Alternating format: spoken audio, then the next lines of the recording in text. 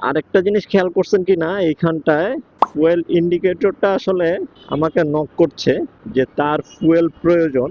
Flyover থেকে নেমেই যে কোনো ফুয়েল স্টেশন থেকে আসলে তাকে এখনই ফুয়েল দেওয়া হবে। এই ফুয়েল ইন্ডিকেটরের টিপ টিপ দেখে একটা ঘটনা মনে পড়ে গেল। আপনার কি কখনো বাইকে ফুয়েল শেষ হয়ে গেছে, এরপরে বাইক ঠেলে নিয়ে যেতে হয়েছে কিছু দূর রাস্তা, এরকম সিচুয়েশনে পড়ছেন? পড়ছেন, এটা কোশ্চেন করার কারণ হচ্ছে যারা এখন পর্যন্ত এই ধরনের সিচুয়েশনে পড়েন নাই কিংবা বাইক ঠেলে কিছু দূর নিয়ে যান নাই, তারা আসলে এই কষ্ট বুঝবেন না।